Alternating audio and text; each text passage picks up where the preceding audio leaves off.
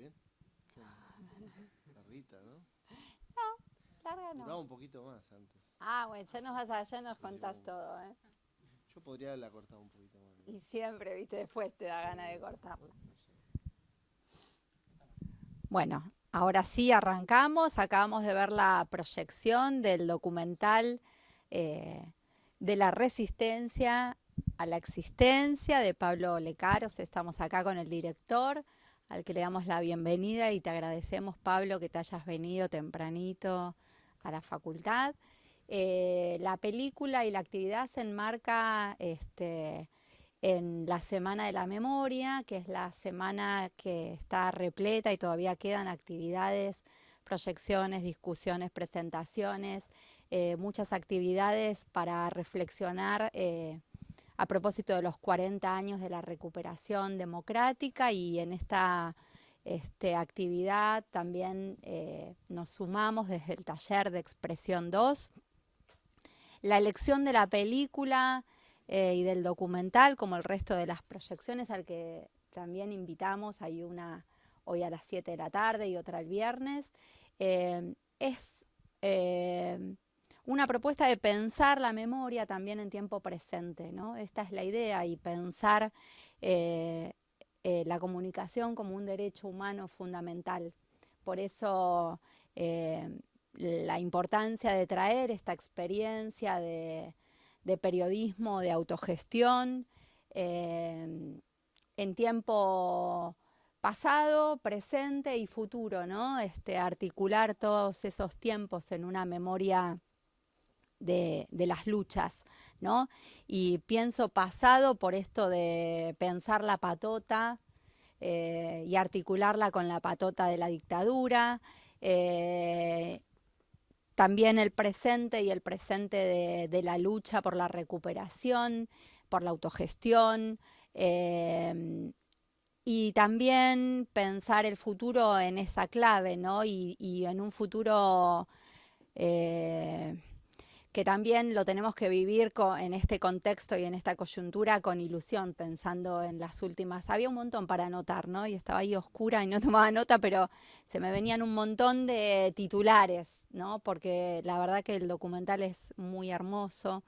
eh, y, y pensaba en las últimas palabras de Norita diciéndonos que no hay que perder la ilusión, ¿no? Y la ilusión también como un derecho, pero esta ilusión articulada con la lucha, ¿no? Cuando nada más y nada menos que Norita te dice no se cansen, bueno, nada, es como, ¿no? Un empujón, y en este contexto la verdad que es muy importante. Así que bueno, hay un montón para seguir pensando, reflexionando, charlando, debatiendo, repensándonos. Y entonces aprovechemos a Pablo para preguntarle un montón de cosas. A nosotros, Pablo, nos interesa mucho también que trabajamos en el taller, que es un taller anual, que próximamente va a ser cuatrimestral, y que cierra con la producción de un corto en el que ya están trabajando los grupos del taller. Arranco yo con la palabra acá, que bueno, después largo y paso el micrófono y después lo seguimos pasando acá y lo seguimos circulando.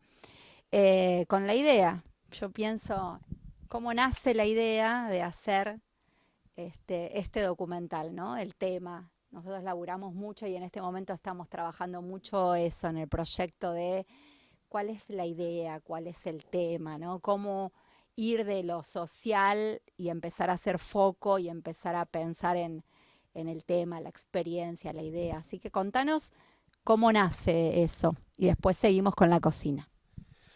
Bueno, yo pienso lo más lindo de estos encuentros y agradezco también a, a ustedes también por haberme convocado y haber convocado principalmente a la película, a esta semana tan importante que es de la memoria, de recordar 40 años de democracia, que me parece que también la película refleja eso, como contabas, que es en contarla en tiempo presente, en pasado, presente y futuro también, porque yo creo que nuestra gran lucha como comunicadores es que la memoria tiene que estar activa y viva constantemente. Yo fui un afortunado en este proceso como realizador porque a mí me acercaron el proyecto. Yo conocía la historia de Tiempo eh, y a diferencia de mis otras producciones que como realizador que las guionicé, las dirigí, en este proceso por un amigo que labura en Tiempo me acercó este proyecto. Y ahí me sentí un afortunado porque dije, qué maravillosa historia para contar, eh, qué hilos narrativos tan interesantes tiene la historia de Tiempo.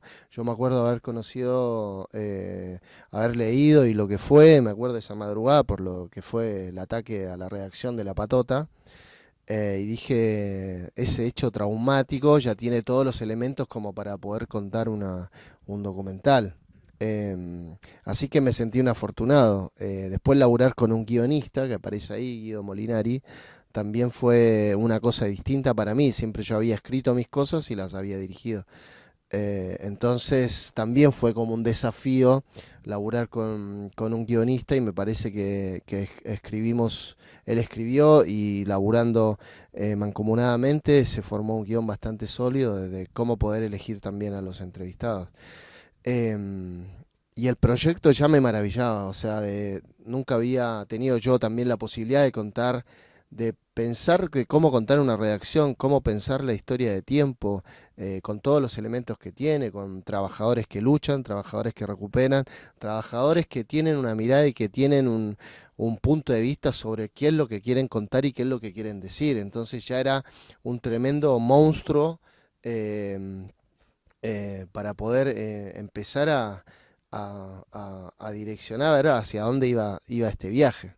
Entonces, yo también creo que en ese de sentirme afortunado, también me siento en que también selecciono esa mirada, no, no sé, hay luchas con las que yo como realizador me casé, que son el tema de los derechos humanos, el tema de los trabajadores y sus luchas y sus resistencias históricas ante los modelos neoliberales, capitalistas. Hizo un documental también hermoso que fue el de Juana, Bronce y Libertad, que es el monumento que está ahí frente al CCK. Y también ahí había también una lucha, una reivindicación, también con todo el simbolismo que significaba el monumento a Juana Zurduy, todo lo que significa Juana también para la lucha de los pueblos. Entonces también son elecciones que uno hace como realizador y me parece que eso es muy importante a la hora también y nos hace un poquito, a mí me hace mucho más feliz desde donde me paro como realizador, o sea, desde qué historias elijo, desde qué temáticas me paro. Me parece que ahí hay algo que uno también pone mucho en juego y es como a mí me gusta decir cuando voy a ver películas, me gusta ver mucho el alma de los realizadores, el ojo y las temáticas que tocan y ahí uno va siguiendo ciertas luchas y creo que me parece que eso es importante a la manera de cómo uno elige los trabajos. Me parece que si quieren elegir laburos es como pararse desde dónde va a ser mi mirada como realizador y me parece que ahí es mucho más fácil seleccionar cuáles son las luchas que uno tiene que tomar como comunicador. Sí, ¿para qué te pasa? Un comentario que quería hacer, perdón, un comentario que quería hacer sobre la película y una pregunta. Eh, bueno, primero, yo estoy haciendo el final de la carrera, estoy en el tramo final, estoy cursando ahora el TAO de periodismo. En el TAO, cuando arrancó el cuatrimestre, que es una materia anual, que ya no va a existir más el TAO porque ahora va a ser el TIF, nos plantearon hacer una crónica por los 40 años de la democracia. Y a mí se me ocurrió, porque yo a Pablo, yo lo conozco hace ya varios años, porque los dos estamos en una asociación mutual, Homero Mansi, en Avenida Belgrano y Massa, entre Boedo.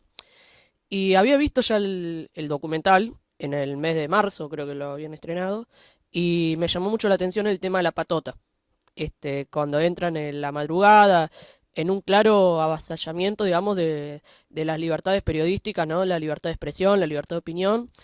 Este, bueno, nada, me llamó mucho la atención y bueno, además que sé las capacidades que tiene Pablo, bueno, yo lo que le quería preguntar a Pablo era, bueno, como ya más o menos lo preguntó la profesora, eh, más en el ámbito personal, cuando te plantearon, viste, el proyecto, ¿qué sentiste vos, por dentro, digamos, al tomar el proyecto? Más allá del entusiasmo, no sé si en algún momento, eh, digamos, no sé, buscaste mucho, más allá de lo que te acordás, ¿no? Si buscaste mucho información, mucho archivo, ¿cómo fuiste encarando todo el documental desde el principio? ¿Y qué opinión tenés sobre el vaciamiento que hubo también en su momento con Spolsky, en el CN23, 2015? ¿Cómo fuiste tomando el día a día, ya que venías enterado sobre el tema? Bueno, básicamente eso. Yo creo que una etapa fundamental que uno tiene que hacer yo a veces no me siento realizador, me siento más un ordenador de ciertas ideas y me parece que eso también a mí me permite tener cierta libertad. Es la palabra realizador, director. Trato de no tomarla, de no agarrarla y no sentirme eso, sino más un ordenador de ciertas ideas. Y en esas ciertas ideas es que hago un arduo trabajo de investigación antes en cada proceso.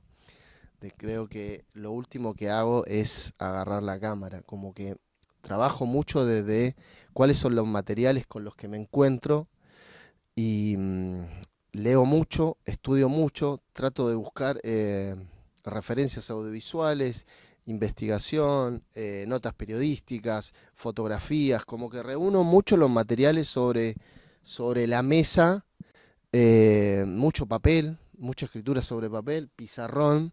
Si hubiera podido traer laburo mucho con un pizarrón así parecido y con papeles que coloco sobre una pared y voy delineando estructuras, la línea de tiempo, digamos. Me gusta mucho porque creo que el papel y el pizarrón aguanta mucho más que lo que pueda escribir e ir borrando en la computadora.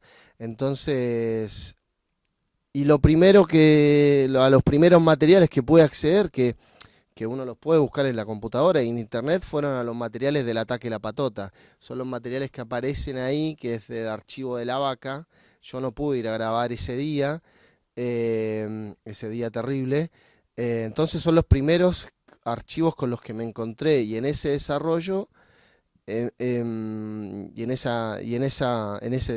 esos materiales oscuros y trágicos, dije acá existe un disparador como para poder contar. Eso fue lo primero que sentí, como acá creo que hay un material para investigar. Después la estructura fue cronológica, si lo ven en el documental, fue una elección también contarlo medio aristotélicamente, como muy cronológicamente los hechos, porque también los materiales a mí no me permitieron, como otras realizaciones, siempre me gusta un poquito ensuciar todo, como darle una vuelta al montaje y de alguna otra forma dije en qué minuto se me va a presentar la idea de poder deformar esto. Y la verdad que intenté esa lucha, pero fue imposible. El material ya estaba como me permitía, porque si no era una locura poder contar. Creo que donde yo pude desestructurar algo fue en cómo contaba lo de la patota. Ahí es como que hay un rompimiento un poco de montaje. De hecho arranca contando la película con la patota y después la patota aparece años después. Em, pero hay materiales que a uno no lo permite deformar. Y me parece que también contra eso uno no puede luchar. Yo trato de no luchar mucho con los materiales hasta lo que se me presenta y hasta lo que tengo existe y hay, y trato de jugar con eso. Y esa cocina me parece que es importante, la de la investigación. Me parece que a uno lo permite parar con los materiales y con lo que uno, con la trama y con la temática que va a contar, mucho más sólido en la elección de quiénes van a ser los entrevistados, con cuáles materiales, cuál va a ser la música.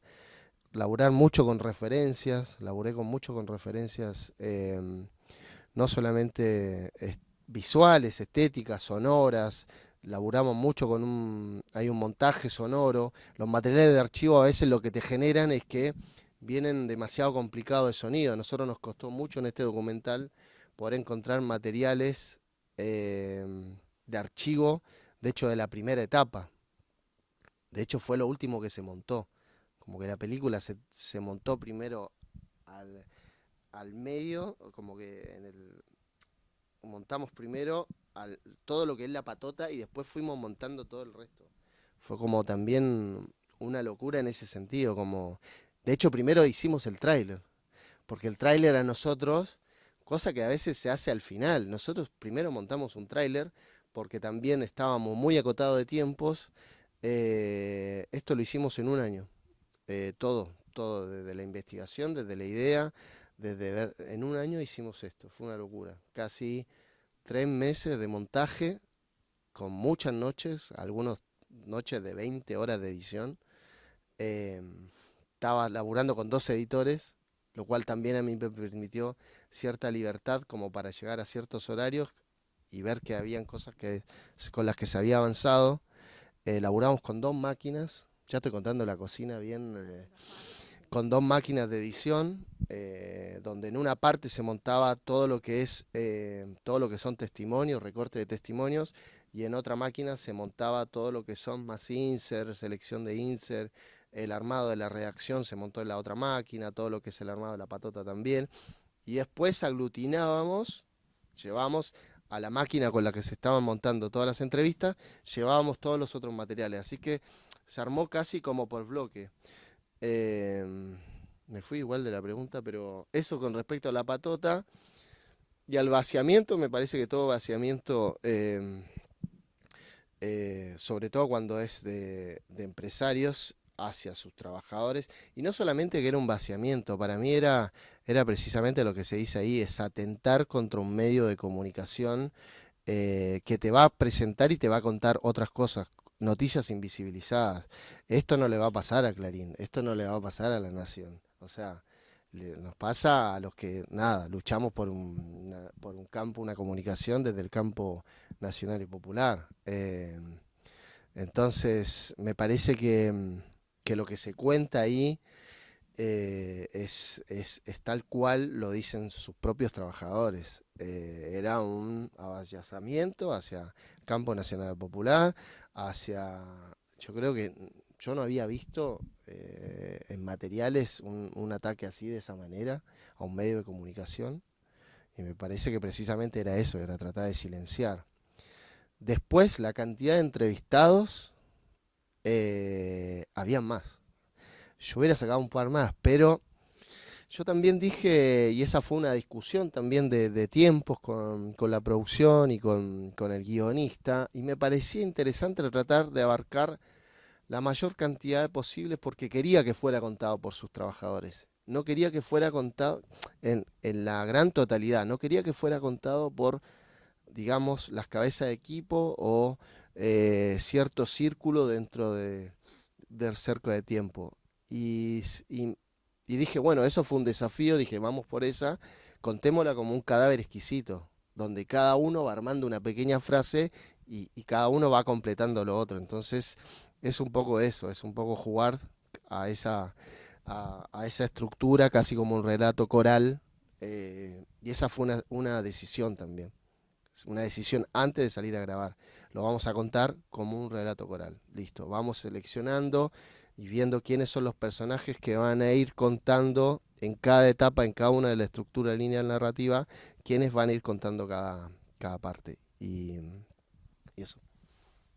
Sí, y pensaba, Pablo, mientras contabas cómo esto del ataque es importante, es el corazón, ¿no? Pensaba cuando lo montaste y estaba ahí en el centro como corazón, en esa estructura, pero también como es orgánico al documental, empieza con el ataque y es de la resistencia a la existencia, ¿no? Después cómo se desanda eso, de pensar la experiencia de autogestión cooperativa, cómo termina. Súper interesante y también muy interesante como experiencia ver cómo lo está montando, porque esto habla del tiempo, ¿no? También del tiempo que necesitas y la velocidad del tiempo que necesitabas hacerlo, entonces pensar toda esa producción, esa hechura paralela y en simultáneo para después montarla, está bueno. Algunas, y también es verdad que se notaba, otro de los méritos del gran documental es cómo se nota esta voluntad de que sean testimonios horizontales, porque también es orgánico, ¿no? Pensar en esta idea asamblearia de construir la palabra también. Bueno, para mí fue todo como muy nuevo, ni siquiera sabía de la existencia del diario, entonces nada, me pareció buenísimo. Pe- Y como pregunta relacionada a eso, dos preguntas. Una, ¿qué fue si hubo algo que te sorprendió durante este proceso que decís de investigación? Y también si durante la producción de todo te pareció como una traba o una complicación grande. Buena la pregunta. Yo soy mucho de ponerle el cuerpo a todo, y a veces en eso también creo que peco de ponerlo en demasía, pero me parece que al final del camino me parece que nos va a hacer mucho más felices y creo que insto a que puedan poner el cuerpo, la cabeza, el corazón en los proyectos, porque me parece que ahí hay un plus que uno a veces no lo ve, pero se genera algo, y ese generar algo no se lo genera solamente una persona, sino que lo colectivo, que ahí está muy puesto también en el documental, hay algo como un feedback en lo colectivo y en que cada uno va armando una pequeña pieza del rompecabezas. Yo soy mucho y soy muy agradecido también con el equipo con el que trabajo, entonces me parece que eso lo he ido formando también con el tiempo y nos hemos ido cohesionando. Laburo siempre con el mismo director de fotografía, que ya casi que somos un matrimonio porque nos conocemos hace un montón de tiempo en todas las producciones, y me parece que eso rico que se va haciendo colectivo, y él labura también con su mismo equipo, entonces ya hay cabezas de equipos con las que yo ya básicamente me casé, porque también a mí me da cierta, cierta soltura a la hora de, de poder reflexionar, proponer, intercambiar ideas con todo el equipo. Soy mucho de estar con el equipo y que estemos cohesionados en un mismo proyecto. Más allá, como les dije, que yo sea un ordenador, eh, barra director, entre comillas, pero más un ordenador. Entonces me parece que desde ese lugar confío mucho en el equipo, de tener un muy buen equipo de trabajo que hace que sea todo un trabajo colectivo. Me encanta que hayan pasado los créditos, porque de hecho para mí es muy importante ver quiénes son los que hacen el trabajo. Son personas, o sea, y eso me parece que es importante. En la primera proyección, en la del estreno, el proyectorista me cortó los créditos y lo quería matar. Porque me parece que eso es como, es una falta de respeto, es como que yo siento mucho respeto por quienes aparecen. Entonces lo quería matar al proyectorista. Pero en ese sentido me da cierta libertad y me da cierta solvencia y cierto colchón.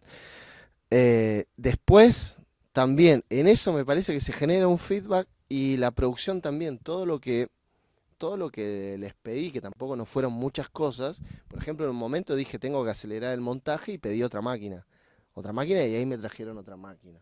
Estaba laburando con 2 editores en doble tiempo, entonces tuvimos que, tuvimos que desde el montaje, desde todas las horas de edición, tuvimos que redoblar mucho el tiempo de laburo y de trabajo, realmente.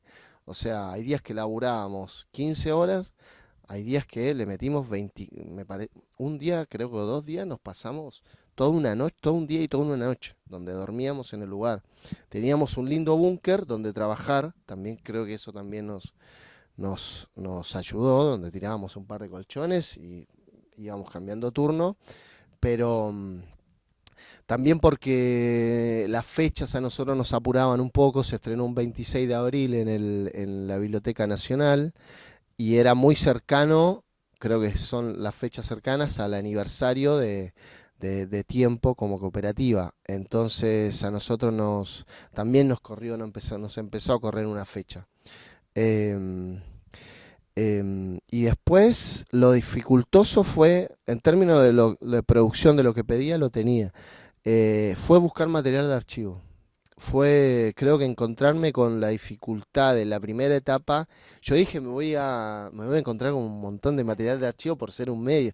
Y no, la verdad que no. No había mucho material. Había mucho material de foto. Yo estaba medio reaciente a trabajar con material de foto. El material de foto lo retoqué ahí, le hice un par de efectitos, la manera de poder, pero no quería laburar con mucho material fotográfico. Entonces empezamos a pedir a Televisión Pública, a Telam, a Crónica, sacamos todo lo que había colgado, lo que estuviera en mejor calidad ahí en las redes. eh, y eso, y el único material que aparece de la patota es ese, el de la vaca. O sea, después ese material de esa noche no hay más.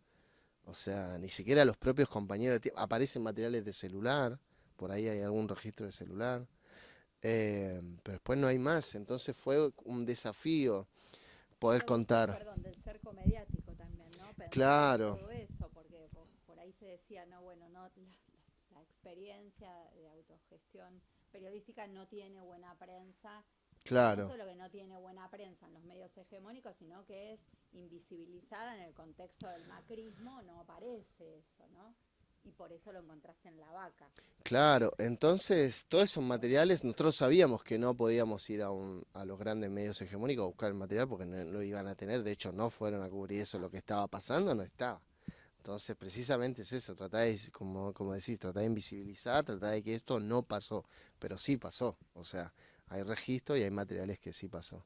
Y me parece que eso uno los ayuda a entender estos materiales como ese registro de que pasaba en otras épocas también del no estar, de que esto no pasó, esto hay que encubrirlo, esto hay que desaparecerlo en épocas tan oscuras que vivimos. Y me parece que ahí fue uno de los grandes desafíos eso, buscar esos materiales, que por suerte logramos encontrar un par, buceando mucho tiempo. eh, y nada, eso. Perdón, y pensaste antes cómo manejar ese archivo, cómo tratar ese archivo, viste que, o sea, vos te imaginabas que te ibas a encontrar el supuesto que no pasó, como pasa también en el documental, la realidad te muestra otra cosa, pero te imaginabas que te ibas a encontrar con un volumen de archivo o con un archivo, ¿cómo te imaginabas trabajándolo? Sí. Eh, yo pensé que me iba a encontrar con mucho más archivo de lo que puedo encontrar.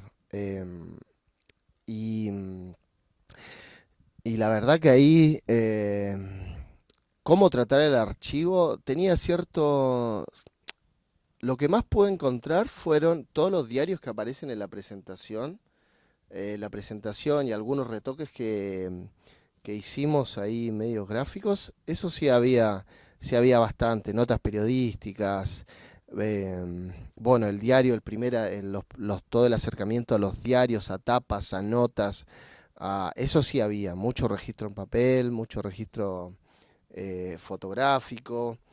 Yo acá quería trabajarlo eh, de una manera mucho más como crónica, como si hubiera sido un, un relato desde lo periodístico. O sea, no quería retocarlo mucho ni deformarlo mucho. Habían otras cosas de montaje que sí quería invertir y poder deformar, pero quería trabajarlo lo más puro posible. O sea, lo que se presentara era como si nosotros viéramos un registro de un periodista hablándonos, charlándonos periodísticamente sobre eso. Porque después yo pude, de alguna otra forma, me hubiera gustado haber tenido un poquito más el tiempo como para poder haber descansado del documental. No tuve tiempo en ese sentido. De hecho, se terminó de montar un día anterior ante el estreno, corriendo a las corridas. Como la redacción el sábado ese, rezando de que el export saliera perfecto. no tuve la posibilidad esa, me hubiera gustado haber descansado, haber dejado el proyecto, haberme ido, no sé, a algún lugar, haberlo dejado un mes, como para después retomarlo y verlo. No, no tuve esa posibilidad. Tampoco me doy con una piedra en el pecho ni digo nada, porque hay materiales que y hay proyectos que son así, no es que me...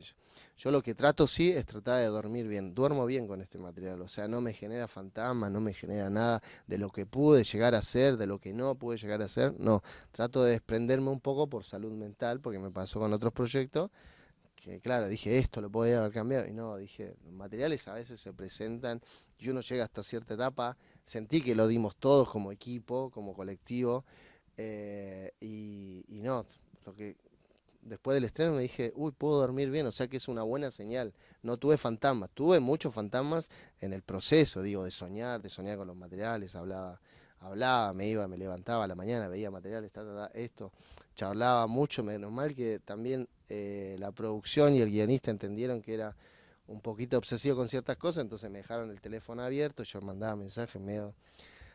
Me obsesiona un poco, pero porque creo que el material y el documental lo requería. O sea, yo sentía que los trabajadores de tiempo habían puesto tanto en esa lucha, tanto en esa recuperación, que me parece que uno también lo tiene que regresar de cierta forma. En sentirme yo un privilegiado, gracias por haberme elegido para contar su historia. O sea, es impensado lo de decir, bueno, esto hay que tomarlo si no lo perdemos todo. Y me parece que uno tenía que regresar eso y devolvérselos también con este material. Después hay un montón de cosas. Sí, digamos. No sé si tengo alguna foto de lo que era la locura del lugar de montaje, porque ¿Dónde lo montaron? lo montamos ahí aparece el espacio cultural, que yo soy también ahí como miembro de la comisión, la Homero Mansi, espacio cultural, que él nombraba. Ahí atrás hay un estudio y teníamos una salita con las maquinarias, con la tranquilidad. Yo tengo llaves del lugar, entonces podíamos entrar a la hora que quisiéramos, salir a la hora que quisiéramos. El estudio de postproducción también lo hace un amigo en Morón, en el cual también tiene un estudio donde él labura mucho en cine, haciendo postproducción de sonido. Era muy importante poder tener una postproducción de sonido, sobre todo por los materiales de archivo, o sea que un documental lo que puede tener es que tiene que tener un buen registro sonoro, porque también te permite al espectador sentarte y escuchar, sobre todo qué es lo que tiene el documental, escuchar, ver, visualizar, entender, reflexionar, y me parece que los testimonios tenían que quedar como muy, muy claros. Entonces ese lugar, la Homeromancia, el Centro Cultural, fue como una casa, un espacio, en mi espacio también de militancia, de lucha, y nada, todas las puertas abiertas, entonces teníamos cierta comodidad para la hora de todo ese proceso de 3 meses de montaje. ¿Alguna pregunta? Bueno, buenas. Primero, lo mismo, que Joaco no conocía el medio, no tenía idea de todo lo que había pasado, así que sirvió una banda el documental. Dos preguntas. La primera es, ahora nosotros nos viene un trabajo de entrevistas.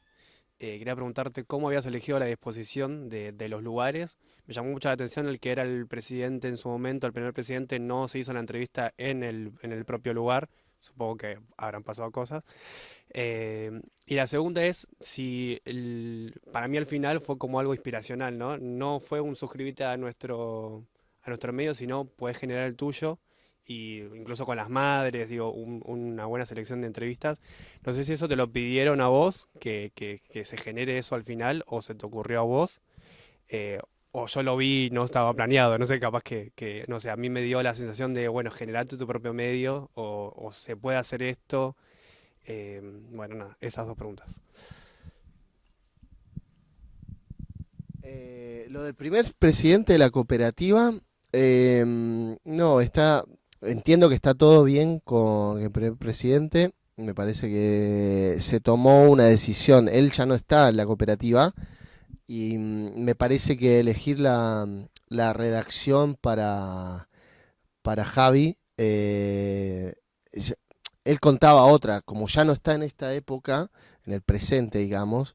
Eh, Todos los que aparecen en la redacción están en el presente laburando en tiempo, son parte de la cooperativa. Javi ya no es, entonces dijimos, bueno, ¿cuál es el mejor lugar para Javi y lo que representa? Y era el Parque Centenario, porque ese hecho también fue muy... Hay hechos como muy concretos que marcan mucho a la cooperativa, que fueron los hechos. Parque Centenario, eh, todo lo que es ¿cómo? El Vasco también está en otro lugar que tiene que ver con un lugar de empresas recuperadas. Eh, también algunos personajes no era moverlos. El Vasco, precisamente en ese lugar, es un lugar que es de empresas recuperadas. Eh, pero también como darle cierta entidad de pertenencia o qué es lo que podrían contar y relatar. Entonces por eso se tomó a Javi ahí. Después la elección de las locaciones fue bastante rápido porque no teníamos mucho más por dónde transitaba el documental. Está la imprenta, está la redacción, está todo lo que es Amenábar, que es la vieja redacción, está el Parque Centenario, Plaza de Mayo, después no existen está la radio, están un par de lugares que son las radios, que básicamente Víctor Hugo, esa entrevista duró 5 minutos, que fue el tiempo que nos pudo dar. O sea, no podíamos llegar a Víctor Hugo a un lugar ideal nuestro elegido, sino que era como, bueno, llegamos 1 hora antes, nos pasaron una sala que diagramamos y dijimos, bueno, busquemos un ángulo que parezca lo más radio posible. Grabamos un par de imágenes, él saliendo del programa, entró, dio la entrevista 8 minutos y se fue. Fue como 3, 4 preguntas y vamos para adelante. Y así se pudo sacar un rico material como para poder poner en lugares claves, preguntas claves eran. Lo que cuenta él de ser canillita me parece que es una anécdota, viste, que es como recurrir a un cuento propio de Víctor Hugo. O sea, te cuenta algo que vivió. Después, ¿cuál era la otra pregunta? La parte del final, sí, me parece que el documental te permite tener ciertas puertas y ciertas ventanas donde uno creo que tiene que estar a lo más abierto a que puedan suceder, tanto en la selección en el montaje, para mí en todas las etapas, te permite eso, no tener algo cerrado. Hay ciertas decisiones que creo que sí hay que tomar y tenerlas bien agarradas porque si no puede ser cualquier cosa. Fue una elección colocar ese final con Norita, con Tati, porque me parece que representan todo lo que es el documental. Representa como el resumen, la lucha, lo que tenemos que hacer. Me parece que no es todo. Para mí son un faro en todo lo que es la historia, la lucha, la recuperación de la democracia. Me parece que a mí me da mucha fuerza. O sea, es como que esa es la fuerza que necesito. Ya vi toda la fuerza de los trabajadores, que me lo digan abuelas y madres y me dice, es esto, es esto, es esto. Y es eso, o sea, son un faro para nuestras vidas. O sea, cuando estemos tristes, yo siempre digo, tenemos que pensar en la lucha de las abuelas y madres de Plaza de Mayo. Ya más que eso, más lo que han luchado y por todo, me parece que fue una elección ponerla, es que estuviera en ese lugar. También fue Norita en Plaza de Mayo, un testimonio muy cortito. O sea, entonces era como también en qué lugar, en cómo va a jugar, ya estaba decidido que tenía que ser ahí. También eh, Tati en su casa recibiéndonos con todo el amor, también era como, sí, son para nosotros faros y tenían que estar en ese lugar como ir cerrando toda esta historia. Eh, Eso, no recuerdo. Perfecto. ¿Algo más que les haya llamado la atención? Sí. Es acerca del tiempo, cómo manejaron sus tiempos más o menos. Y quisiera saber, porque a mí me parece bastante bonito lo que hicieron, lo del trabajo del documental. Y quisiera saber cómo hicieron esos tiempos en una semana. Está bien, como un plan de rodaje, Ujú. un plan de producción que hicimos, sí. Todo el proyecto fue un año, todo el proyecto desde que me convocaron fue un año. Eh, Después trabajamos toda una línea de producción cronológica. Desde el rodaje fueron 3 semanas. 3 semanas de rodaje, no todos los días. Habían días que teníamos en redacción, arrancando muy temprano a la mañana, afinando mucho con los entrevistados sus agendas, porque también era complicado. Sabíamos quiénes iban a redacción, quiénes se iban a estar en la radio, quiénes iban a estar en el Parque Centenario.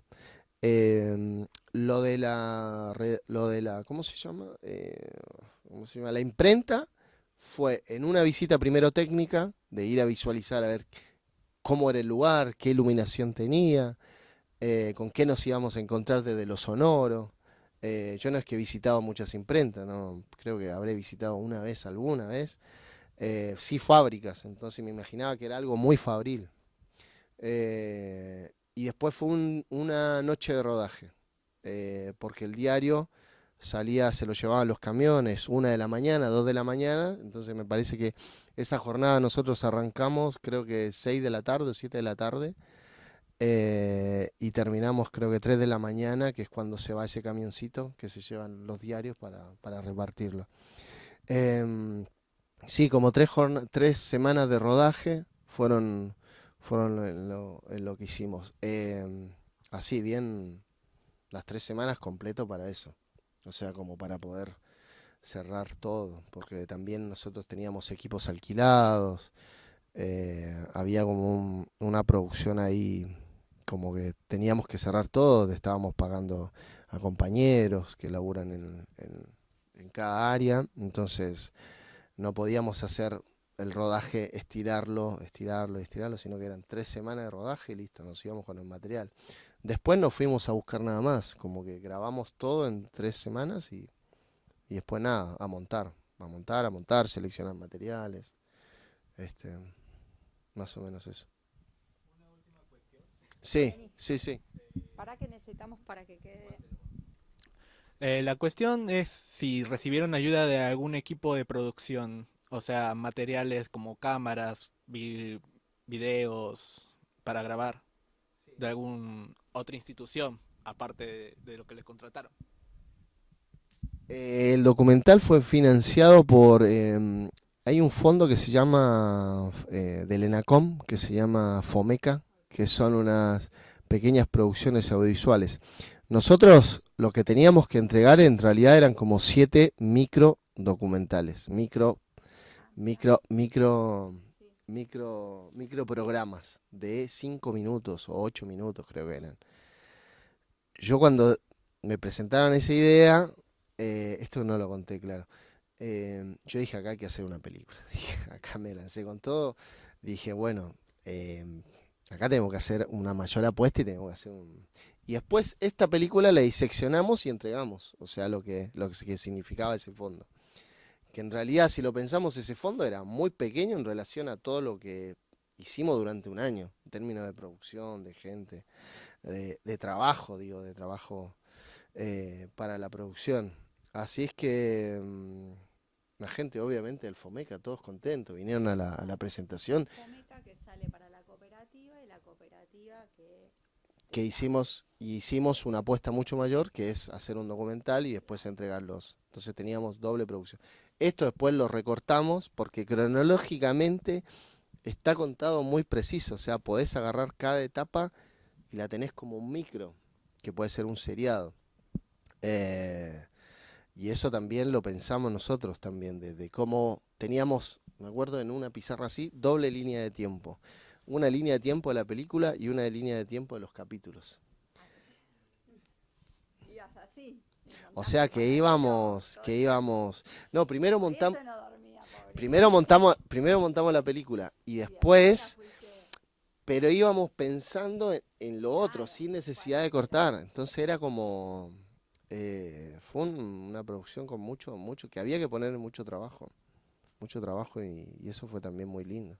Y no caíste en a veces que es como un lugar común en uno y empezar a contar el documental por capítulos, ¿no? Como a veces Eh, estructura. sí, podría haber sido, pero yo creo que el tener esos dos guiones, digamos, entre comillas, tener esos dos guiones a nosotros nos facilitó como para poder verlos y decir, estamos por un buen camino. Después lo que me presentaba la película era ver de qué manera poder deformar, que les dije que no pude deformar mucho desde el montaje. Pero ya teníamos pensado que iba a ser contado cronológicamente, aristotélicamente.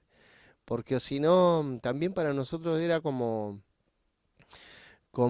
queríamos que fuera este relato medio de, como les decía, coral, como de novela, como si fuera un cuento, como que van pasando los hechos y voy pudiendo tener una lectura del álbum fotográfico, del álbum familiar de la cooperativa. O sea, yo veo esto y veo el álbum familiar de lo que le pasaron a ellos, sus hechos, como ver nuestro álbum fotográfico, cuál es los que arman papá y mamá, que van, uno ve y dice, sí, esta es mi cronología. Bueno, acá es la cronología y el álbum familiar de la cooperativa.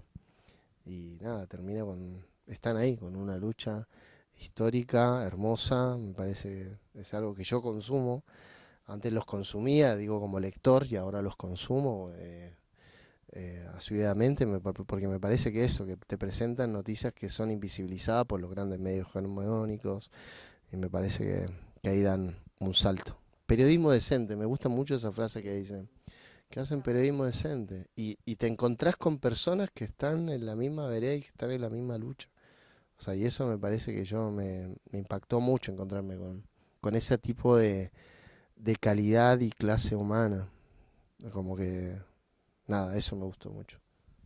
Periodismo decente sin patrón. Quizá es esa la clave, ¿no? Del periodismo decente. ¿Alguna pregunta? Primero, bueno, gracias a la cátedra, a la profe por el documental, gracias a vos por venir, por contestar las preguntas. Creo que a todos nos motiva un montón porque como dijo la profe, estamos trabajando en el trabajo final, que es un corto documental. Nosotros no le podemos dedicar la vida porque estamos todos, por lo menos con mi grupo, estamos a full y queremos hacer un buen trabajo, estamos muy motivados con lo que vamos a hacer. Y es preguntarte si tenés algún consejo o alguna recomendación, porque tenemos ganas de hacer un buen trabajo, nuestro tiempo es acotado igual, pero bueno, queremos organizarnos y hacer un lindo proyecto. Así eso, si tenés algún consejo. Es maravilloso, sí, sí. Primero creo que uno no tiene que abandonar, o sea, tiene que... A veces yo cuando me meto en estos proyectos, en estas ideas o en lo que ustedes están dejo todo el resto. O sea, y eso significa, en serio, significa a veces dejar una juntada con amigos, juntadas familiares. Te lo estoy diciendo desde lo más básico que hago, em, que es realmente involucrarme y poner días y horas, porque también si hay un proyecto que a uno lo motiva, tiene que dedicarle eso, tiene que dedicarle todo el tiempo posible a... Yo sé que deben estar con un montón de cosas, un montón de materias, un montón de reuniones, pero me parece que cuando uno... Hay algo que es como trabajar la honestidad con el proyecto, porque a veces el proyecto siente cuando lo estás abandonando. Y parece una locura lo que les digo, pero el proyecto siente cuando no me estás dedicando todo el tiempo, y yo lo siento porque cuando me pongo con los materiales y los quiero volver a retomar, hay algo que ya no es lo mismo, ya no se vuelve a sentir lo mismo. Es como que hay que aprovechar, yo les diría, el primer envión. Aprovechen el primer envión que tienen y lárguense a meterse, pero a fondo con el proyecto, desde todas las áreas. Me parece y de discutir con compañeros también por dónde, a mí me sirvió mucho cuando estaba estudiando, eh, de compartir lo que uno está viviendo como proceso. Me parece que eso también, porque es lo más lindo. O sea, ¿qué es lo que me llevo? No me llevo esto. O sea, esto está buenísimo, me parece que es hermoso, pero lo que uno vive como proceso es único y es lo que te va quedando después para otras futuras producciones. Yo siento que esto no es como arranqué haciendo mis primeras cosas. esto es producto de todo lo otro y esto quizás va a ser producto de otro proceso que voy a vivir con otra producción. Pero me parece que en eso uno va mejorando, como hacerse cargo y hacerse parte de cada proceso y vivir cada proceso como si fuera único. Porque a los montajistas, sobre todo, que vivimos tanto tiempo juntos, yo les decía, esto va a ser único. O sea, esto que estamos discutiendo ahora es único, después desaparece. Esto después vuela, pum, vuela, se va a algún festival o recorre alguna sala o recorre algún lugar que me parece que es muy lindo que ustedes puedan compartir esto, que puedan decir, hay una película de tiempo documental que cuenta tal historia, pues es lo más lindo de poder ver. Pero me parece eso, compartir los procesos, sobre todo con compañeros que a lo mejor tienen grupos también que están aparte. Mirá, nosotros con esto estamos viendo tal, con la entrevista, el guión, como me parece no hacerlo, digo, no guardarlo en una burbuja lo que uno está viviendo, porque a veces con los materiales se produce tanta intensidad y sobre todo en el documental donde uno va a encontrarse con otra persona que tiene otra historia de vida y que te va a contar una historia de vida distinta a uno, pero que a lo mejor en algún punto nos topamos y nos encontramos. Me parece que ahí hay que aprovechar cada proceso, porque es único, después desaparece, después se van a acordar. Yo me acuerdo de cosas que me decían mis docentes que todavía las tomo y un montón, porque me parece que ahí va, ahí va. Es lo que les decía, yo estoy muy agradecido de compartir con todo un equipo con el que ya laburo hace un montón, y ya somos amigos, somos familia, dialogamos de los procesos, de qué estamos viviendo cada uno, nos juntamos como familia ya. Me parece que eso es lo que queda, las relaciones humanas, cómo uno está viviendo cada aventura. Después de esto ya vuela, ya no es propio, ya no es mío, es de ustedes, es de este momento. Me parece que eso es lo más lindo. Así que... Bueno, estamos. Bueno, para, acá hay otro. No tenemos. No, no. No sé si eras, bueno, solamente sobre el guión, sobre el corto, digo, ¿no? El documental. Pero te quería preguntar, vos, Pablo, hiciste el documental de Juan en su momento, después creo que también habías hecho uno de las fotos de la memoria o algo. Bueno, y ahora estás diciendo que los docentes. Vos, ¿cómo fue, digamos, el proceso tuyo para llegar a esto? Así, ¿qué estudiaste, digamos, el realizador? Y después, perdón, algo que me llamó la atención, que quería saber, sacarme la duda, es que el documental en su momento lo subieron, creo que un par de días, a la plataforma esta de Contar, y después lo sacaron, a Cinear, digo. Después lo sacan, quería saber, no sé si por un tema de derechos o por qué no, o si son los cooperativas de tiempo son los que deciden, no sé si va a estar publicado en algún momento. No, con respecto a lo último, que es más una cosa de producción, el documental tiene como cierto diseño de recorrido. Nosotros lo metimos ahora como a 15 festivales o 20 festivales. Lo de Cinear estuvo ahí porque también era un convenio corto que nosotros teníamos con Cinear, que había hecho en realidad en el primer festival que quedó, que fue el Festival de Cine Político que se dio en el CCK. Hicieron una selección de algunos documentales, quedó este documental y estuvo durante 10 días en Cinear, abierto ahí. Después estuvo en la TV Pública, el Día del Periodista, también estuvo unos días colgado en su plataforma y después pero es más por una cosa también de estrategia también nuestra de estos circuitos, por ejemplo, a mí me encantan. Esto de compartir acá y de poder tener una devolución, esto me encanta.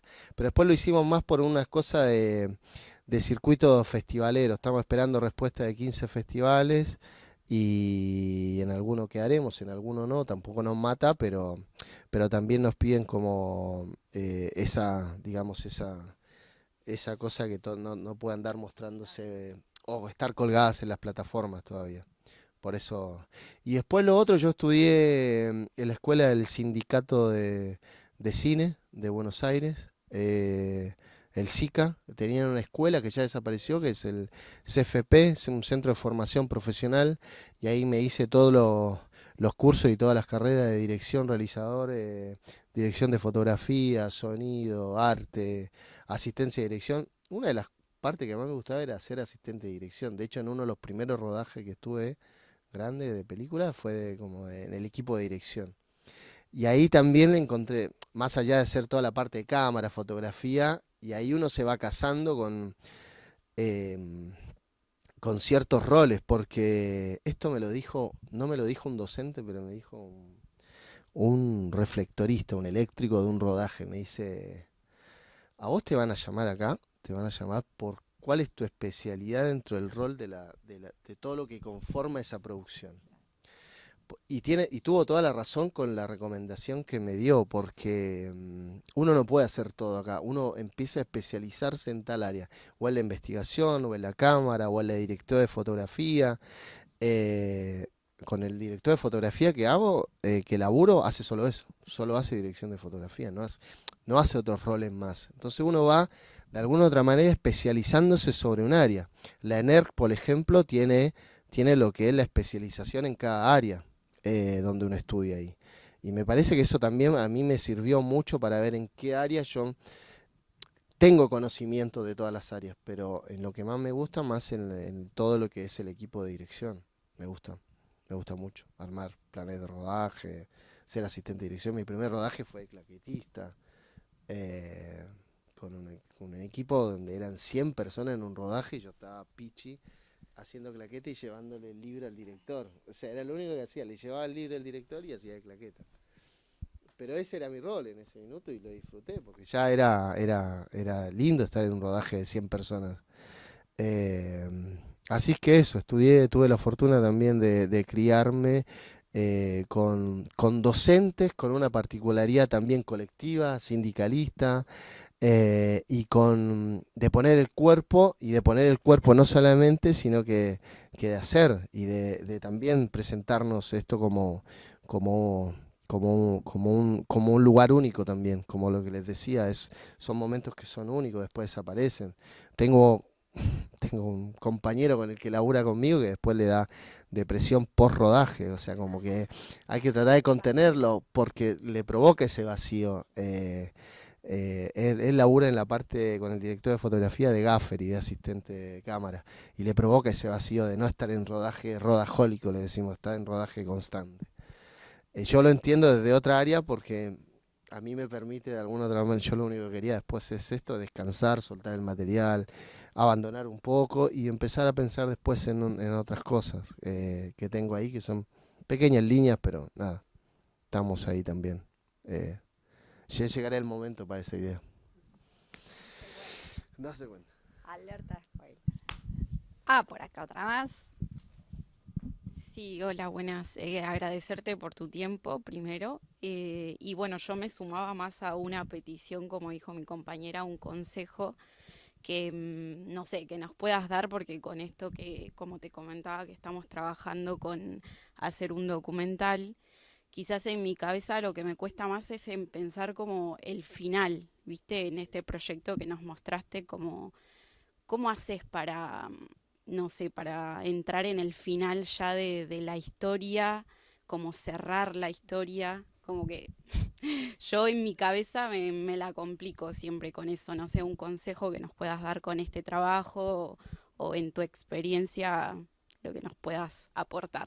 Porque me hizo acordar en esa línea de tiempo, en esa línea de tiempo que yo tenía en la que iba estructurando todo y era una locura. Ahora les muestro una foto porque era toda una habitación llena de papeles, más estas cosas. Y cuando estaba dialogando con los montajistas, les dije, acá está la línea de tiempo, acá está todo esto, y al final había una gran interrogante. O sea, no sabía cómo terminarlo. No sabía cómo terminarlo. Sabía que tenía a Norita y sabía que tenía a Tati. Dije, van ahí. Pero no sabía cómo terminarlo. O sea, no... Porque tampoco pienso en ese final. Es lo que le decía a tu compañera. Es como disfrutar más cada etapa del proceso. Y lo interesante también, y que se liga con una pregunta que dijo él, en cuánto tiempo, me parece que antes de agarrar la cámara y todo eso, a mí lo que me permite como realizador es hacer una muy buena preproducción, desde cuáles son la cámara para mí es lo último se debería tomar y agarrar, porque más que es un registro, hay una gran selección, sí, desde el ojo, desde la mirada, de qué lentes utilizo, de cuáles van a ser mis movimientos de cámara y eso, me parece, pero yo me alejo un poco de eso porque sé que está, o sea, es algo físico. Lo otro es un universo donde uno tiene que ir abriendo puertas y ventanas. Entonces es un universo donde uno tiene que tratar de saber cuáles son mis entrevistados, mis locaciones, como tener ese proceso mucho más en cuenta, sobre todo desde el documental, que te presenta a veces un abismo y a veces es algo que está súper firme. Y a veces vuelve a ser un abismo y a veces son muchas incógnitas y muchas preguntas, muchas más preguntas que certezas. Entonces yo no me preocuparía por el final, lo olvidaría, porque a mí me ha pasado en todas las producciones que no sabía cómo terminarlo. O sea, tengo una imagen de ahora, después cómo van. Y me hace recordar también tu pregunta a Foto de la Memoria y a Juana, decía, no, claro, no tenía los finales, o sea, creo que los estructuré al final. Juana, que es la construcción el registro de la construcción de ese monumento, que ese proyecto me llevó 4 años. O sea, yo estuve 4 años en ese proyecto solo para eso. Tenía tiempo para ir con amigos y comer y todo, pero me llevó 4 años estar metido. Aparte eso sí tenía una dinámica de locura, porque yo tenía que estar detrás del monumento. Yo no podía, no tenía posibilidades de poder manejar los tiempos. Era el monumento, de hecho ahora paso, lo miro y le digo gracias por tenerme tanta paciencia, porque yo tenía que estar en función de eso. Hay proyectos que se presentan de una forma. Ahora yo lo que te podría decir es eso, es disfrutar el proceso, no pensar en el final. No la ansiedad, claro, la ansiedad a nosotros como realizadores creo que ha sido algo con lo que me he permitido no tratar de transar, porque me parece que nos hace daño, nos nubla, no nos permite ver, no nos permite sentarnos un día y tomar un mate y tomar un café y tirar una línea de lo que puede llegar a ser. Como que hay que tratar de disfrutarlo, estar tranquilos. En algún minuto se presenta, yo tenía un docente de guión que me decía, tenés un montón de ideas, pero hay una que se te va a revelar y esa es la que tenés que seguir. O sea, porque después son todas imágenes y quiero ir por acá y por ahí por acá y esta mi idea me gusta. Y no son todas las ideas a veces realizables. Me parece que hay que seguir esa donde uno se siente mucho más cómodo, esa desde donde uno realizador con esa mirada tiene la posibilidad de contar algo y decir cuáles son los temas. Así que Perfecto, es un poco, no nos pasamos, pensaba que es... Sí, no, y no sabes cuánto, te agradecemos Pablo, porque la verdad es que también una apuesta de la cátedra y una propuesta es tener y poder registrar estos momentos que son re valiosos, porque además también son, primero que tiene que ver con lo orgánico, nosotros laburamos el movimiento del nuevo cine latinoamericano y pensar en este espacio de cine debate como un momento de film acto, de político, comunicacional, pedagógico, o sea, es súper potente, súper potable. Así que agradecerte esto de que te abras a la cocina, porque también es como estás mostrando las cartas, ¿no? Y es súper valioso.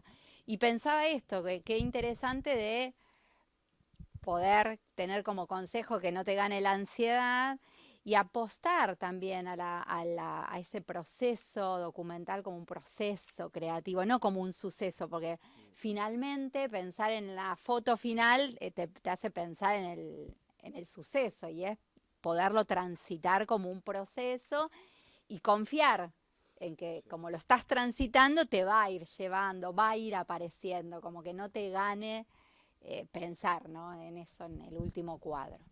Así que bueno, estamos ya para liberarte, te agradecemos infinitamente. Quería también agradecer en esto que venís contando y que se va viendo y que se dijo de la familia de tiempo, dedicarle un poco también este momento a Viviana Mariño, que es Viviana fue y es también parte de la familia de Tiempo Argentino, docente de la facultad, también parte de tiempo, gerente de Telam, de noticias, también de acá de la facultad, tiene una sala a su nombre y en honor a su compromiso, a su talento, a su amor, así que también dedicarle a la compañera Viviana Mariño esta proyección, que hubiera estado chocha, hubiera estado acá riéndose y con toda su luz acompañándonos, así que bueno, también a Vivi agradecerle. Así que bueno, nada, un aplauso para todos por más documental, más cultura. Y por qué no perdamos la ilusión en este contexto tan catastrófico, porque podamos ganar de la resistencia a la existencia, ¿no? Bueno, gracias. Gracias.